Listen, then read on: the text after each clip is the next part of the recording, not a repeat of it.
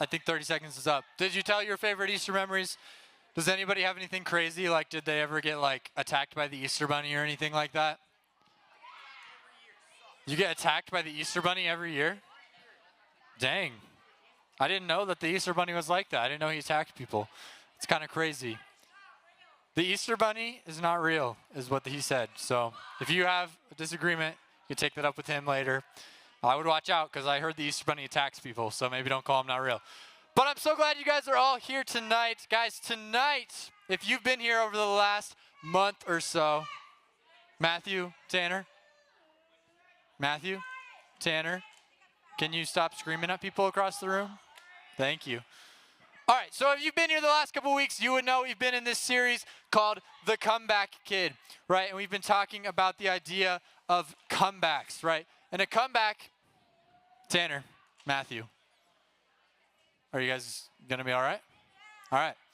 And we've been talking about the idea of comebacks, right? And comebacks can be lots of things. It could be maybe when someone says comeback, you think of like a sport, right? Maybe you think of like football, like the Patriots coming back from being down like 28-3 at halftime. Or maybe you think of like LeBron James coming back from like being down 3-1 or something. Or maybe you think of maybe like video games, right? Maybe you've been playing like Call of Duty or Fortnite and your entire team was dead and you still won and got the victory royale all by yourself, right? Maybe that's a comeback. Maybe you think of a comeback in school of like 2 weeks into the semester, you had an F in math and then you were able to come back and get like a B or an A or something crazy like that, right? Maybe that's what you think of when you hear the idea comeback, right?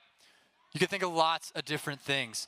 But a comeback is special for one reason, right? A comeback is special because at some point it was hopeless, right? You thought you were going to lose or you were going to fail or like there was no hope, right? There's hopelessness. And then something changes and you win, right? There's a winning moment, right? Something changes in the story and it's so special because it was hopeless and then it changes, right? That's what a comeback is all about. And tonight we're going to talk about one of the greatest comebacks of all time. And it was a comeback that happened 2,000 years ago, over 2,000 years ago, which is a long time ago. And that's the story of Jesus, right? One person who did something so unexpected that it changed the entire course of history since then, right? It's such a big comeback that we're going to spend some time talking about, even though it was 2,000 years ago, which is like a lot of years ago. Like most of you have been alive for 12, 14 years. So that times like a really big number would be 2,000. So it's a long time ago, a lot of your lifetimes ago. And it quite literally changed the entire world, right? Jesus changes the entire world. But before we get into it, I know that when we start talking about Easter and Jesus, there's a lot of people who'd be like, you know, why does this really matter? Like, why do we celebrate it every single year? Why should it change my life just because something that happened 2,000 years ago? Like, what does that matter to me? Does Easter even matter to me? Many people, you know, think that it's about Jesus and like that's what, you know, some people are like, oh, Easter Bunny, but some people are like, no, there's something about Jesus there, but like, why do I really care, right? Is this Jesus stuff even true? Do I even care about this? Does it actually impact my life, right? Maybe you believe in Jesus, but you're like, does it impact my life today, right now, or just when I die later? Or how could something that happened 2,000 years ago even matter to me, right? I barely even care what happened last week. I can't even remember what I had for breakfast. So how does something that happened that long ago even matter, right? And those are all extremely fair questions, concerns, doubts. All of that is totally fair. So if you think any of those things, don't worry, you're not alone. That's okay. But I'm here to tell you that it does matter. Jesus does matter. If he's just some random guy, then you're right, it wouldn't matter. But he's not just some random guy.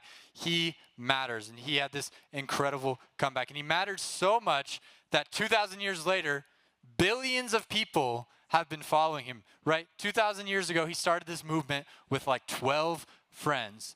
And since then, billions and billions of people have followed him and given their lives to follow him, right? The Bible, which is the story that holds all the information about Jesus and these stories about him and all of his teachings and stuff, the Bible is actually the best-selling book of all time, right? I know, like, I don't know, how many of you like to read? Yeah? There are some really good books out there. You know, there's like the Harry Potter series, the Lord of the Rings books, Hunger Games books are pretty good. What else is good? What other books do you like? Anything? Harry Potter, yeah, great ones. Great. there's a lot of books, and they've sold a lot of books. But this book, the Bible, has sold so many more. It's the best-selling book of all time, right? It matters. Jesus matters. You've probably heard Jesus mentioned in movies and TV shows, music, even on social media. Even if you don't know who he is, you've heard his name. Lots of people would say, oh, I've heard of Jesus. Maybe I don't know everything about him, but I've heard about him, right? So clearly, Jesus is a big deal. But why is he a big deal, right? Why does he matter so much? And the answer is that Jesus pulled off the greatest comeback of all time, right? Jesus pulled off the greatest comeback of all time, and it changed everything. It changed everything since he came back and had this comeback. It changed literally everything about our lives, about our worlds. It changed everything, right? So much so that billions of people with a B, right? Billions have spent their lives following him and devoted him. So to understand why Easter is so important, which is what we've been talking about and building up to in this series, we have to look at the life of Jesus a little bit. And we're going to look at the events leading up to the day of Easter, right? On Easter, we celebrate the resurrection of Jesus. But there's a lot of important things that happen in the week leading up to that, right? The week is called Holy Week, and it started on last Sunday, right? And there's all these different things that happen. And it's a bunch of crazy things, right? It's a crazy story with twists and turns. It's like, it would make a really good movie or TV show. And they do make TV shows about it. There's a TV show called The Chosen, and they make it all about it. And it's doing really well, and people love it because it's such an interesting story and it has crazy twists and turns. And here's what's happening. Jesus has been traveling around, right, leading up to Easter. Jesus has been traveling around, going around, preaching and teaching and sharing about love and sharing these ideas that are maybe a little bit different than what people have heard preached on before, these ideas that they've never heard before, never heard that way, and he's going around healing people, feeding thousands of people, doing all kinds of miraculous things. And then he goes to Jerusalem, right? And Jerusalem is like the capital of this area, and it's like the religious capital. So it's like a big deal that he goes to Jerusalem. And he goes during this like big holiday. So he comes into town when the town is like packed out, and people are excited. People go crazy when he shows up. They're excited. They're cheering for him.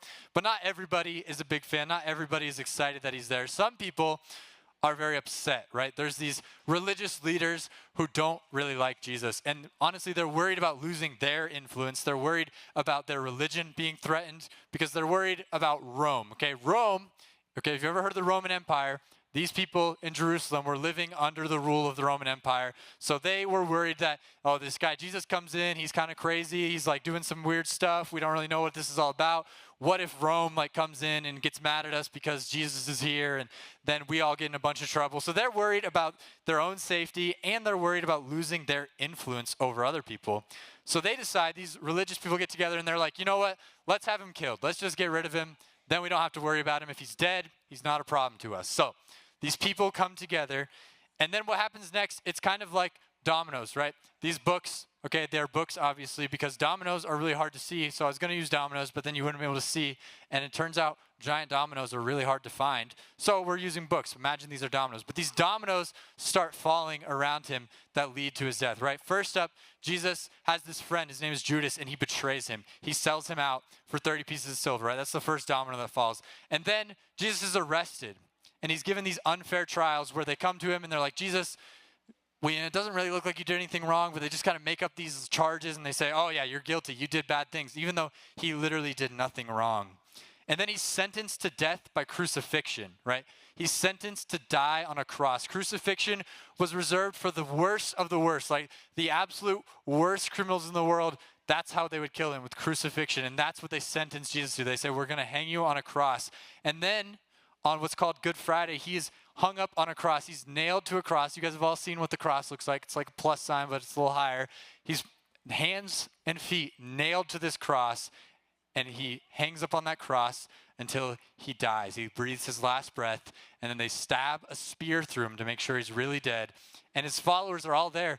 Not all of them, but a lot of them are around. They know what's happening, and some of them are standing there watching him die. And they see their friend, this friend that they've been learning from, their teacher, this guy that they believed was going to save them. They'd been devoting their lives for 3 years following this guy, and they watch him die. And with it, I'm sure all their hopes and their dreams, all of that died because they believed that Jesus was going to deliver them. They believed that he was going to save them from Rome. He was going to save them from all this suffering they've been going through. And now this guy who they'd been following for years and they'd believing everything he said, and he said he was going to do all these things, and now they watch him die. And it'd be like everything you had committed yourself to following, you were looking at it and you thought it was going to be right there for you, and then it's just gone, right? Dead. Game over. They think everything is over. It's dead. Jesus dies, and they're worried, right? They're hopeless. In that moment, all of his disciples and friends are looking, they're panicking. They start going off different ways and kind of hiding because they're worried. They're like, well, what if I get killed next? Like, I was one of his followers. And it really just seems like a hopeless situation, right? It's a hopeless moment. Like we were talking about, comebacks have to start with a hopeless moment. So Jesus dies, and then something else happens, right? That's not the end of the story. Friday is not the end of the story. It keeps going on. And Sunday morning, one of Jesus' followers, her name was Mary, and she decides to go to the tomb, right? So they took his body off the cross, they buried it in this tomb, which is kind of like a grave, but it's more of like a cave. And so it's like this giant cave where they bury people, and they roll this giant stone in front of it so nobody can get in there. And Mary is going to go by the tomb and kind of, pay her respects as like somebody who lost a good friend would do or something. She's going to go by and just check on the tomb. And so we're going to pick up the story here in the book of John about what happens when Mary gets there, because something incredible happens. So we're going to read it together on the screen here. Maybe. There it is. All right, here we go. So when we get to a yellow word, you guys yell those ones out. There's only 2, so you got it. Here we go. Early on Sunday morning, while it was still dark, Mary Magdalene came to the tomb and found that the stone had been rolled away from the entrance. She ran and found Simon Peter, another one of the followers, and the other disciples, the one whom Jesus loved, that's John, the guy who's writing this. And she said, they have taken the Lord's body out of the tomb, and we don't know. They have put him, right? They've taken his body out of the tomb. We don't know where he put him. So Mary shows up, and this giant stone that like nobody could roll on their own is gone. This tomb even had guards. It had Roman people guarding it, and the body is just gone. So she's like, oh my gosh, what happened? And she does the logical thing, right? When you show up to where you expect there to be a dead body and there's no longer a dead body, your first response is not, oh, they must be back to life. No, you're like, oh, somebody stole the body, right? Somebody's hiding the body or stole it or whatever. There's grave robbers. So she's like, someone stole the body. And she gets angry and she's a little upset. She's a little confused. Where's this body? Why did they steal Jesus? I just wanted to come and pay my respects, but the body's gone. And so she's worried, right? She's worried. And then she comes back to the tomb a little bit later, and she runs into 2 angels, right? And so she tells these angels, she's crying, and these angels are kind of trying to figure out what's going on, why she's sad.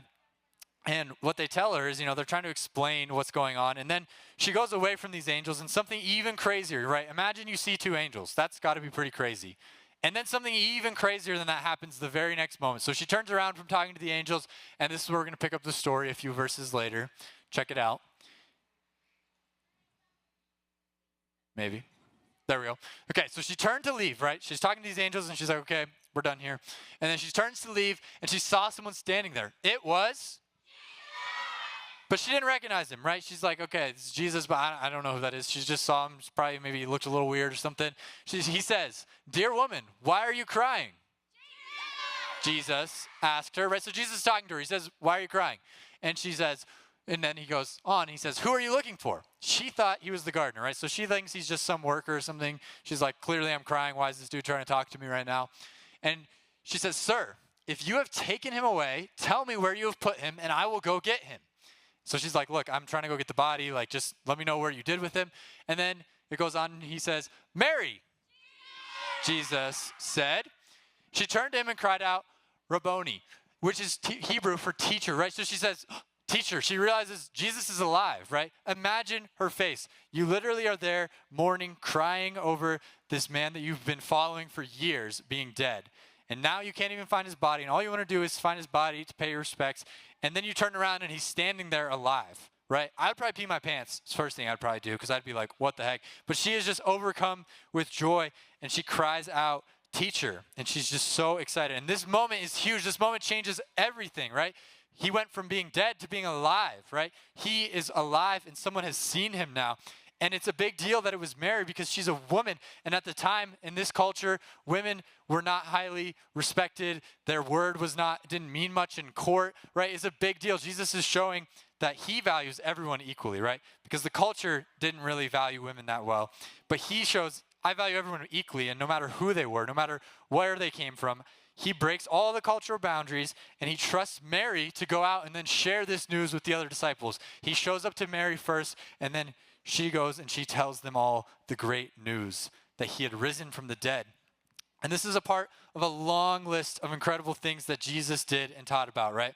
And what this proves is that when Jesus came back to life, he made his comeback and everything changed, right? He made this comeback and everything changed after that. He made this comeback, everything changes, right? So Jesus rose from the dead, right?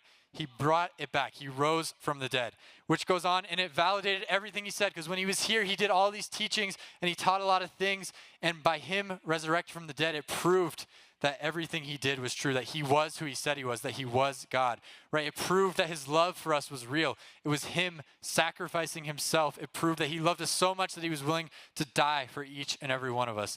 It proved that forgiveness was possible, that forgiveness is possible for you, for me, for all of his followers at the time.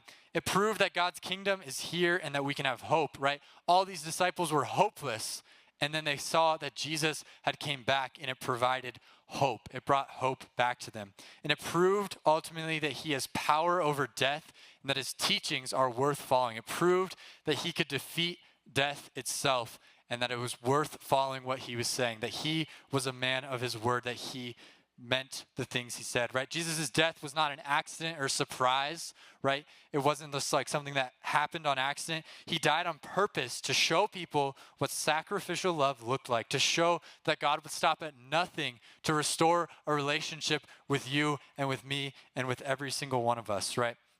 And it proves that he's worth trusting and that we can experience our own comebacks through following him, right? Jesus says that all you have to do to put your trust and hope in him is to believe in him, right? To believe that he is who he says he is, to believe that he went to the cross and died, to believe that he resurrected, to believe that he is God, to believe in him and to confess that to those around you is all you have to do to follow him and receive that eternal life.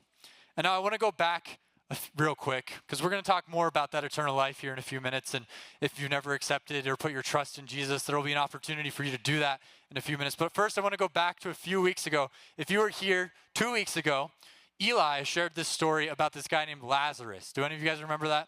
Lazarus? Yeah, some of you? Okay. So Lazarus, he had these two sisters, Mary and Martha. And what happens is Lazarus dies, right? Lazarus dies, and Lazarus is the brother of Mary and Martha. And their brother dies, and they're pretty sad. And Jesus shows up to these two sisters, and he shares this with them before he ends up resurrecting Lazarus from the dead. He shares this with them. He says, we'll be on the screen here in a second. Maybe. Nope. The verse. You missed that one. Yeah, it says, I am the resurrection and the life. This is Jesus talking. He says, I am the resurrection and the life. Anyone who believes in me will, even after dying, right? He says, I'm the resurrection of life. Anyone who believes in me will live even after dying. And when he said this at the time, he hadn't died or resurrected yet. So people were probably a little bit confused. But he backs up what he says. He proved what he said was true. He didn't just talk the talk and say a bunch of really cool things. He actually lived it all out. He actually walked the walk in his life. And he literally walked out of the grave, right? He literally walked the walk to back up what he said here. And that is why we can say that Jesus' comeback backs up everything he said, right? Jesus' comeback backs up everything he said. Every single thing that he taught and preached about and told people and shared in stories, it's all backed up by what he did. His comeback backs up everything he said. And so everything he said was proved true when he came back to life, right? All these dominoes, they come back up because Jesus resurrected, and everything he said was proved to be true. But the question for us is, how does this affect my life, right? How does this impact me and who I am today? How does this impact how I live and who I am, right? Because maybe you believe in Jesus, maybe you don't. But what does this mean, right? Well, it means that you have a choice to make, right? If Jesus really did come back to life, if you really believe that to be true, and that everything he said and taught about is true, then it should affect some things, right? You should require you to respond. If you really believe that he did this, then it makes you want to respond. It makes you want to change some things. And the first thing that we're going to talk about, there's 3 ways, okay? The first one is to trust Jesus with your everyday life. You can put that up on the screen. Trust Jesus with your everyday life, right? And that means that if I believe that Jesus can overcome death, right? If he can overcome the grave, then I absolutely believe that Jesus can help me overcome the things I'm going through, right? Maybe you're going through some hard things at school. Maybe you're dealing with drama in your friend group. Maybe you're having a hard time in school, right? School can be hard. Classes can be hard. We're getting to the end of the year, and maybe things are adding up and you feel stressed out or anxious about school things. Maybe it's family things, right? Maybe you have parents who are in the middle of getting a divorce and you're caught in the middle of that and it's messy and you feel hopeless. But if we truly believe that Jesus did this, then you'll trust him with your everyday life. You'll trust that if he can come back from death, that he can help me come back from anything too, right? And that he cares to know about those things. He cares to know that. So you put your trust in Jesus, right? And if you've already made the decision to trust Jesus with your life, I encourage you to keep taking steps to make that relationship stronger, right? It's not like you just, one day you're like, I decide I want to trust Jesus with my life, and that is all you have to do to receive that salvation. But then it's like, dang, life keeps going and things are hard sometimes, and I have to keep taking steps to grow my faith, to grow my trust in him in those situations you might be in, right? And maybe you've never decided to put your trust in Jesus, but you want to. Maybe you're like, I think Jesus sounds really cool, and I think I believe in him, and I want to put my trust in him.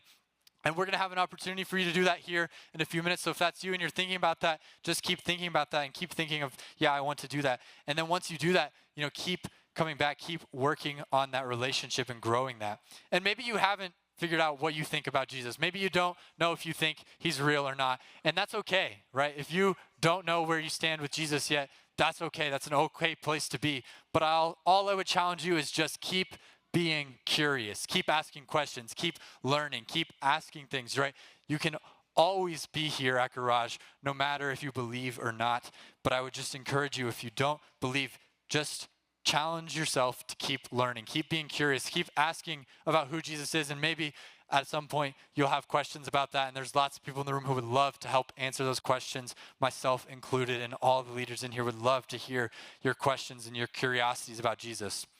Now, the next way to do this is to live with hope, right? If we truly believe this, then we're going to live with hope, right? Because we have hope in the fact that Jesus resurrected, right? If Jesus can take death and turn it into life, then he can do that with anything you may be going through, right? Your story might be in a hard spot. Maybe you're in a hard place right now. Maybe you're struggling with anxiety or depression or whatever you may be going through in your own life. It can be in a bad place, but you can have hope because Jesus is there with you, right?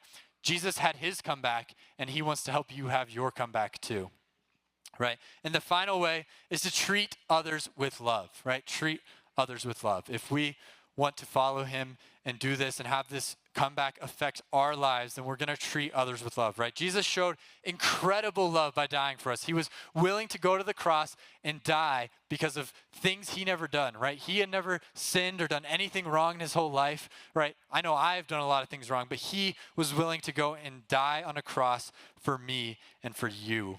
And because of that, now we should treat others with love, because he treated us with love to the most crazy extreme that we can never even imagine. So now he wants us to treat others with love. And that can look super different for all kinds of different things in your life. Maybe it's, helping out the new kid at school who's, doesn't know anybody and is scared to be there. Maybe it's just speaking kindly to people at school, right? Maybe it's you're holding your tongue when you have a mean comment come into your head, right? You have a thought and you're like, yeah, I know that's mean, but I'm not going to say it. That's being loving, right? Holding that in and learning to speak kindness and speak life to people instead. Maybe it's willing to just listen to someone that you disagree with, right? Maybe you don't agree with everyone at your school, but maybe you're just willing to listen and hear them out, right? That's what Jesus did. He would sit with people he didn't agree with, and he would hear them and listen to them and talk to them and show them love, right?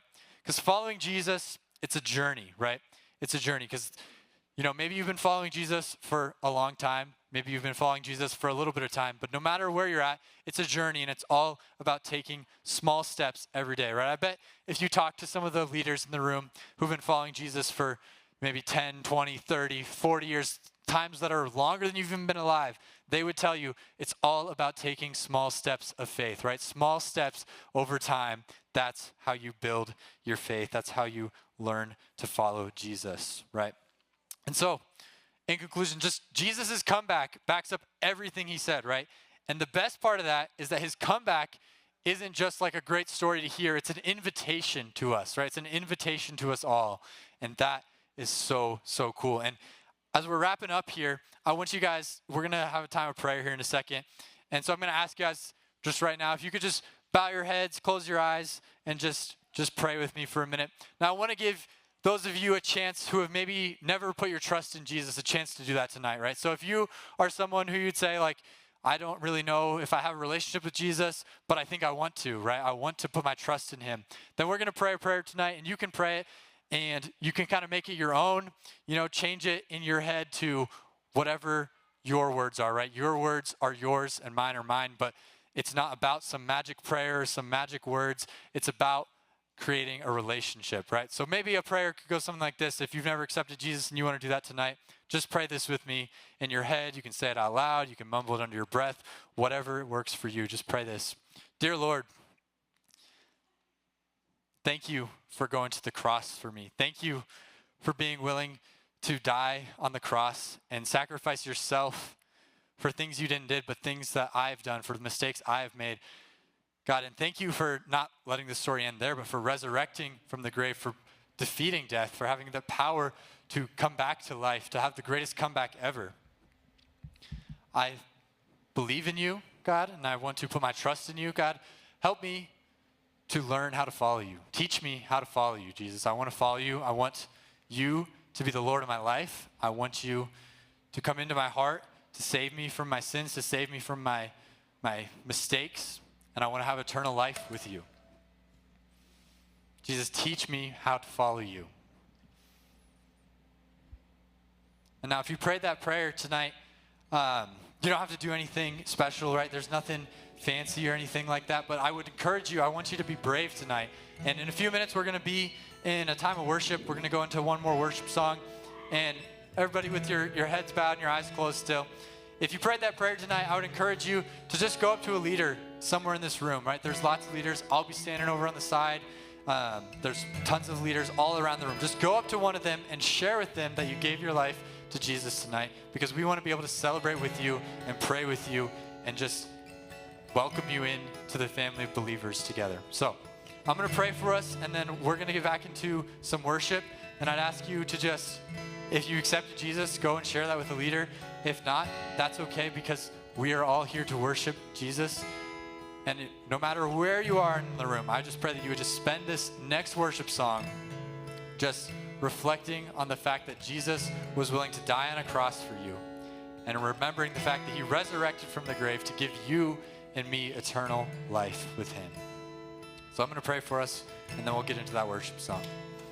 Dear Lord, thank you for who you are. Thank you for the Easter season and the fact that we get to set aside time every year to just focus on the fact that you loved us so much that you would die on a cross for us, for sins you didn't commit, for things that you didn't have to do, but that you were willing to do, and that you resurrected from the grave to defeat death, to provide a way for us to have a relationship with you, because you love us so much that you wanted us back in your life, and you wanted us to have a relationship with you. We're so grateful for that, and we just want to worship you and praise you for all you've done for us. We pray this all, and everybody said,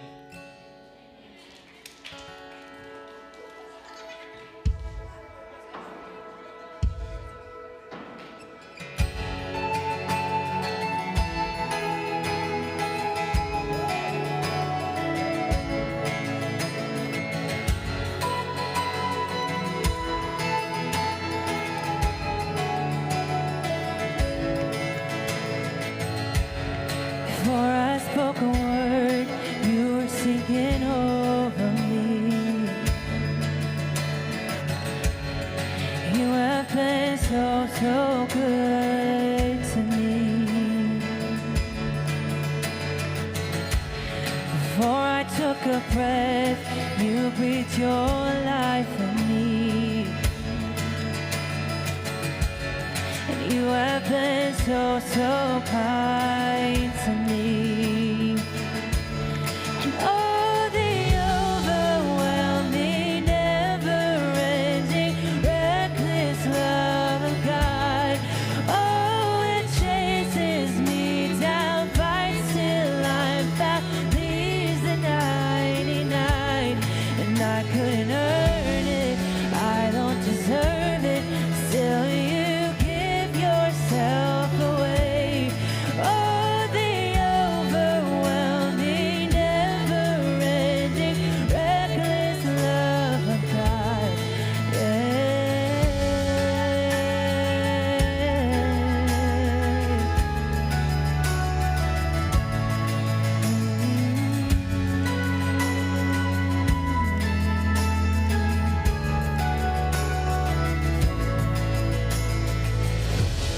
When I was your foe, still your love fought for me.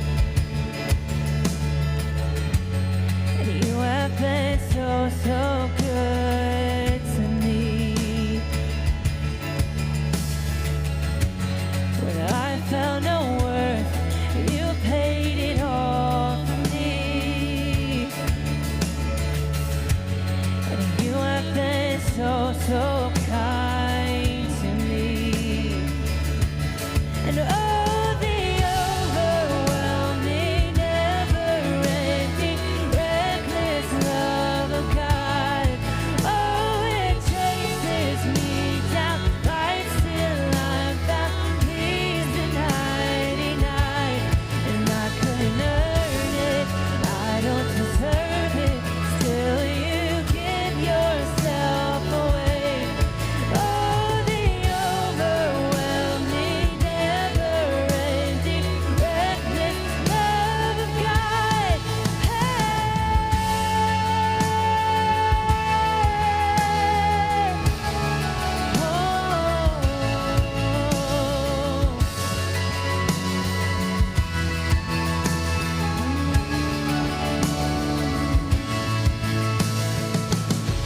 Snow shadow you won't light up, mountain you won't climb up, coming after me. There's no wall you won't kick down, lie you won't tear down, coming after me.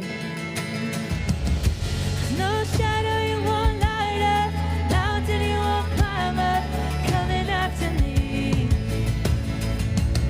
There's no wall you won't kick down, lie you won't tear down, coming after me. There's no shadow you won't light up, mountain you won't climb up, coming after me. There's no wall you won't kick down, lie you won't tear down, coming after me. And oh, the overwhelming, never-ending, reckless love of God. Oh, it chases me down, fights till I'm found, leaves the 99. But I couldn't earn it, but I don't deserve it, still you give yourself away. And oh, the overwhelming, never-ending, reckless love of God.